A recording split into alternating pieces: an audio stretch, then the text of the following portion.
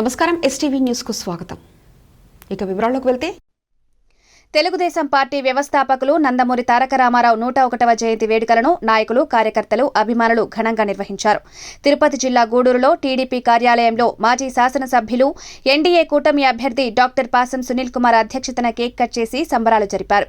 ఈ సందర్భంగా సునీల్ కుమార్ మీడియాతో మాట్లాడుతూ సినీ రంగంలో మకుటం లేని మహారాజుగా వెలుగొంది పేదలకు సహాయం చేయాలనే సంకల్పంతో తెలుగుదేశం పార్టీని స్థాపించి 9 నెలల్లో అధికారంలోకి తెచ్చిన ఘనత ఎన్టీఆర్కు దక్కిందన్నారు.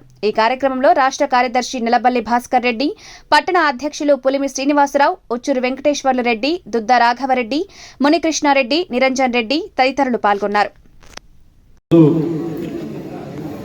రామారావు గారి పుట్టినరోజు సందర్భంగా ఈ మన తెలుగుదేశం పార్టీ ఆఫీసులో కేక్ కటింగ్ ఏర్పాటు చేసినటువంటి పార్టీ అధ్యక్షులు పులిమి శ్రీనివాసరావు గారికి మనస్ఫూర్తిగా ధన్యవాదాలు తెలియజేస్తున్నా. అలాగే పార్టీ అధ్యక్షులు, గూడూరు రూరల్ మండల పార్టీ అధ్యక్షులు, చిలకూరు పార్టీ అధ్యక్షులు, అలాగే ముఖ్యంగా రాష్ట్ర కమిటీ నాయకులు, మా నాయకులు భాస్కర్ రెడ్డి గారు, అలాగే ఇక్కడ వచ్చినటువంటి తెలుగుదేశం పార్టీ కార్యకర్తలు, నాయకులు, ముఖ్యంగా మహిళలకి అందరికీ కూడా మనస్ఫూర్తిగా ధన్యవాదాలు తెలియజేస్తున్నాం. చాలా సంతోషం. ఆ మహానుభావుడు లేకపోతే ఈరోజు మనకి రాజకీయాల్లో భిక్ష లేదు. మాకు కూడా 95 సంవత్సరంలో మున్సిపల్ చైర్మన్గా రాజకీయ భిక్షను ప్రసాదించింది నందమూరి తారక రామారావు అని చెప్పేందుకు నేను గర్వపడుతున్నా. ఇక్కడ ఉన్నటువంటి మున్సిపల్ కౌన్సిల్స్ కానివ్వండి, ఒకవేళ ఎంపీపీలు కానీ, ఎంపీటీసీలు కానివ్వండి, అందరూ కూడా రాజకీయ భవిష్యత్తు ఇచ్చింది నందమూరి తారక రామారావు అని చెప్పి మరొకసారి చెప్పక తప్పదు. ఆ ధృవతార వెళ్ళిన తర్వాత ఈ పార్టీని మొత్తం చంద్రబాబు నాయుడు గారు తన భూస్కంధాల మీద తీసుకొని ఈరోజు వరకు కూడా ఏ లోటు రానియకుండా కార్యకర్తలను అన్నిత్యం అందుబాటులో ఉంటూ అన్నిత్యం కార్యకర్తలని ప్రోత్సహిస్తూ ఓడిపోయినా గెలిచిన తెలుగుదేశం పార్టీ ఉంటుంది, తెలుగుదేశం పార్టీ శాశ్వతం, అంతేగాని ఇది ఎక్కడ కూడా పాదైనటువంటి నమ్మకాన్ని కలిగినటువంటి మా చంద్రబాబు నాయుడు గారి నాయకత్వం ఈరోజు నందమూరి తారక రామారావు సంబంధించినటువంటి తెలుగుదేశం పార్టీ ఉందని చెప్పి ఈరోజు నేను తెలియజేస్తున్నాను.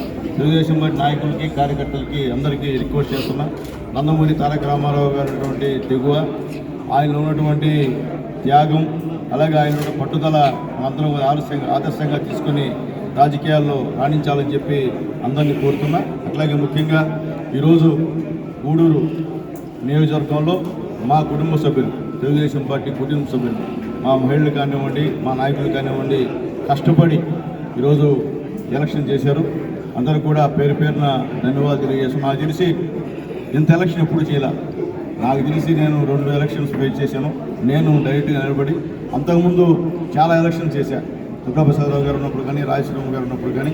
ఈ ఎలక్షన్ ప్రతి ఒక్క కార్యకర్త కూడా నిజంగా వాళ్ళ శక్తి వంచన లేకుండా శక్తికి మించి ఈరోజు మా కార్యకర్తలు పనిచేశారు, కసిగా పనిచేశారు.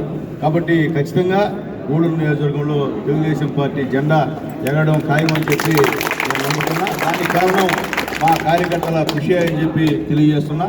కార్యకర్తలను అన్నింటితో ప్రోత్సహిస్తున్నటువంటి మా లోకేష్ బాబు గారి కృషి అని చెప్పి తెలియజేస్తూ, మరోపక్క యువ నాయకుడు మనకి మనస్థైర్యాన్ని, ఆత్మధైర్యాన్ని ఇచ్చినటువంటి పవన్ కళ్యాణ్ గారికి కూడా ప్రత్యేకమైనటువంటి ధన్యవాదాలు తెలియజేస్తున్నాను.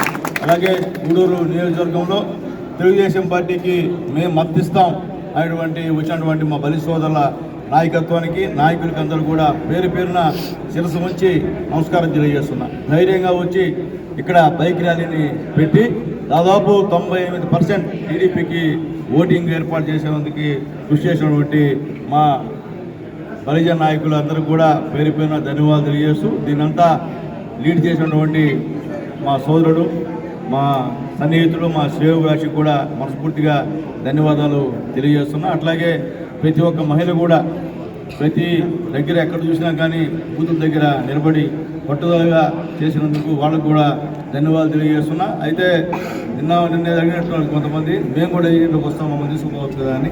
కానీ తీసుకోవడానికి ఇబ్బంది లేదమ్మా, ఆడ ఇబ్బందికరంగా ఉంటుంది.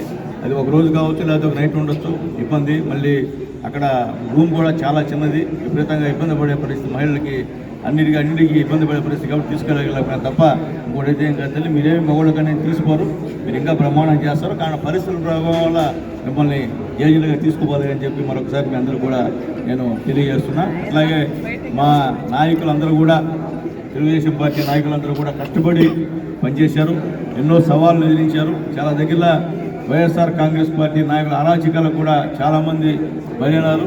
ఉదాహరణకి చిలకూరులో రామచంద్రారెడ్డి గారిని ఆ ఎస్ఐ విధంగా కొట్టిన విషయాన్ని కూడా ఒకసారి నేను మీ అందరూ గుర్తు చేస్తున్నా. అన్యాయంగా కొట్టి మళ్ళీ వైఎస్ఆర్సీపీ నాయకులకు అప్పచెప్పినట్టు వైనం కూడా మేము ఒకసారి గుర్తు చేస్తున్నా. దానికి ప్రతిఫలంగా ఎస్ఐ గారు ఇప్పుడు అనుభవిస్తున్నారు. అట్లాగే చింతవరంలో గోపాల్ అనేటువంటి తెలుగుదేశం పార్టీ కార్యకర్తని చనిపోయే విధంగా కుట్టి మారణాయాలతో దాడి చేసి చాలా అన్యాయమైన పరిస్థితి. పోతే కడుపు తరుక్కుపోతుంది. వాళ్ళ బంధువులు కానీ వాళ్ళ బిడ్డలు కానీ వాళ్ళ భార్యంగా చూస్తుంటే నిజంగా అతను 6-7 నెలల వరకు కోలుకోలేని పరిస్థితి. మాటలు కూడా ఇంతవరకు కూడా సక్రమంగా రాలేదు. ఇటువంటి అరాచకాలు ఈ వైఎస్ఆర్సీపీ నాయకులు ఈ గూడూరు నియోజకవర్గంలో చేసిన విషయాన్ని కూడా ఒకసారి గుర్తు చేస్తున్నాం. రేపు జరిగే 4వ తేదీ జరిగే ఎలక్షన్ కౌంటింగ్ అని చెప్పి మేము తెలియజేస్తాం. అలాగే కొంతమంది ఉన్నతాధికారులు డిఎస్పీ స్థాయి అధికారులు కూడా ఈరోజు అనేక రకాలైన కుట్ర పడుతున్నారు. నాకేం అర్థం కావట్లే. వీళ్ళు ప్రజలు దొరుకుతూ ఉన్నారా లేకపోతే వైఎస్ఆర్సీపీ నాయకులు ఇచ్చేటువంటి వరాల మీద ప్రమోషన్ల మీద ఉన్నారా అర్థం కాని పరిస్థితి. కాబట్టి పోలీసు నాయకులకి పోలీసుకి నేను మళ్ళీ రిక్వెస్ట్ చేస్తున్నాను, దయచేసి మీరు రాజకీయాలు మీకు వద్దండి. ఇది ప్రజాస్వామ్య దేశం. ప్రజలు ఎవరికన్నా ఓటేసుకుంటారు. ఈ ప్రజాస్వామ్య దేశంలో మీరు పోలీస్ స్టేషన్ పిలిపించి అందరినీ భయపించే విధానాన్ని మానుకోమని తెలియజేస్తున్నా. ఈరోజు కూడా చింతవరంలో సాక్షుల్ని బెదిరించేటువంటి కార్యక్రమం జరుగుతుంది. దీనిపైన కూడా ఎలక్షన్ అధికారులకి ఎస్పీ గారు కూడా మేము కంప్లైంట్ చేస్తాం. పై అధికారులే డిఎస్పీ స్థాయి అధికారి ఈ విధంగా ఉంటే మీలో చిన్న అధికారుల పరిస్థితి ఇంకే విధంగా ఉంటుందో ఆలోచించుకోమని చెప్పి తెలియజేస్తున్నాం. ఈ డిఎస్పీ గారి కన్నా రేపు కౌంటింగ్లో ఉంటే మళ్ళీ కూడా ఇబ్బంది అయ్యేటువంటి కార్యక్రమం. ఎలక్షన్ కమిషన్ వారికి రిక్వెస్ట్ చేస్తున్నాం, దయచేసి లెక్కింపు విషయంలో సమయంలో డిఎస్పీ గారిని మొన్న ఎలక్షన్ అప్పుడు ఏ విధంగా మీరు లా అండ్ ఆర్డర్ కోసం ఆయన్ని పక్కకి పెట్టారు ఆ విధంగా పెట్టమని చెప్పి మేము రిక్వెస్ట్ చేస్తున్నాం ఎలక్షన్ కమిషన్ గారికి. లేకపోతే చాలా ఇబ్బందికరమైనటువంటి వాతావరణం వచ్చిందానికి సిద్ధంగా ఉన్నారని పోలీస్ డిపార్ట్మెంట్ వారు ఈరోజు సిద్ధంగా ఉన్నారు. మరీ అన్యాయం. ఈరోజు ఎస్పీ గారు మంచివారు కాబట్టి వాస్తవాలు గ్రహించి ఇక్కడ ఎస్ఐ గారి పైన చర్యలు తీసుకున్నాడు. లేకపోతే ఇంకా అనేకమైన పరిస్థితులు ఉన్నాయి. ఇక్కడ ఈ కాన్స్టిట్యున్సీలో డబ్బు పోలీసు వాహనంలో తీసుకెళ్లారు. వైఎస్ఆర్సీపీ సంబంధించిన డబ్బు పోలీసు వాహనంలో తీసుకొని ఇంటి దగ్గర తినిపించిన పరిస్థితి కూడా ఉంది.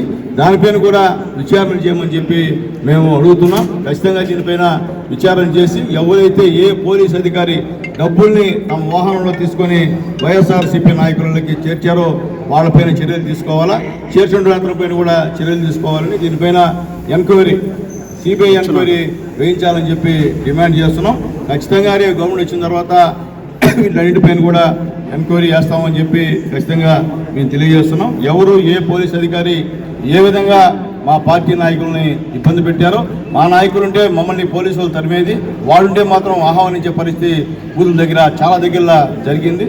ఇది మంచి పద్ధతి కాదని చెప్పి పోలీసు వారికి విజ్ఞప్తి చేస్తున్నా. కాబట్టి దయచేసి మీరు ఆత్మవిమర్శ చేసుకోండి. మీరే లోపాలు చేశారో ఈ ఎలక్షన్స్లో. అయినా ఏమైనప్పటికీ ఆ భగవంతుడు చూస్తూ ఉంటాడు. ఎవరికైనా సరే ఒకవేళ మేము తప్పు చేస్తుంటే మాకు కూడా ఆ భగవంతుడు శిక్ష విధిస్తాడు.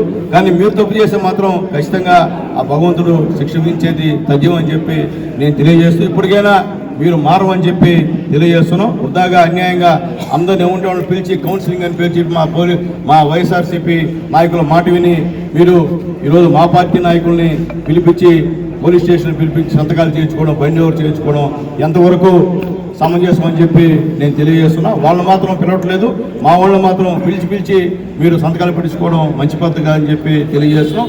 ఎప్పుడు కూడా తెలుగుదేశం పార్టీ లా అండ్ ఆర్డర్కి కట్టుబడి ఉంటుంది, చట్టాన్ని గౌరవిస్తుంది, అంబేద్కర్ రాజ్యాంగాన్ని గౌరవిస్తుంది తప్ప మీలాగా రాజారెడ్డి రాజ్యాంగాన్ని గౌరవించి మీలాగా అల్లర్లు సృష్టించి మీలాగా ప్రజల్ని భయభ్రాంతులు చేసి మీలాగా తెలుగుదేశం పార్టీ కార్యకర్తల్ని కొట్టే విధంగా తెలుగుదేశం పార్టీ ఎప్పుడు కూడా రాబోయే రోజుల్లో కూడా గవర్నమెంట్ వస్తుంది, వచ్చిన తర్వాత కూడా ఇలాంటి పరిస్థితి మేము చేయమని చెప్పి మేము తెలియజేస్తున్నాం. అందరికీ సమన్వయం చేసే విధంగా ఉంటాం. ఏ విధంగా అంబేద్కర్ రాజ్యాంగం ఈ రాష్ట్రంలో ఉందో ఆ విధంగానే అమలు చేస్తాం తప్ప మా బాబు గారు మీలాగా మీ సొంత రాజ్యాంగాలు అమలు చేసి ఈరోజు పోలీసులే మీరే వైఎస్ఆర్సీపీ కార్యకర్తలాగా ఈ కాన్స్టిట్యున్సీలో వ్యవహరించడం అనేది చాలా అన్యాయం, దుర్మార్గం అని చెప్పి తెలియజేస్తూ ఖచ్చితంగా దీనిపైన ఎలక్షన్ కమిషన్కి ఈరోజే కంప్లైంట్ చేస్తామని చెప్పి తెలియజేస్తూ మరొకసారి నందమూరి తారక రామారావు గారి అభిమానులందరూ కూడా అటువంటి మహానుభావుడు మనకి ఈ యొక్క రాష్ట్రంలో దేశంలో మన మధ్య పుట్టడం అనేది మనందరూ కూడా గర్వకారణం అని చెప్పి తెలియజేస్తూ మరొకసారి ఆయన్ని అందరం కూడా గుర్తు చేసుకుంటూ నేను సెలవు తీసుకున్నాను. జై హింద్, జై తెలుగుదేశం, జై చంద్రబాబు. ఇవి ఇప్పటివరకున్న అప్డేట్స్. మరో బులెటిన్లో మళ్ళీ కలుసుకుందాం. నమస్కారం.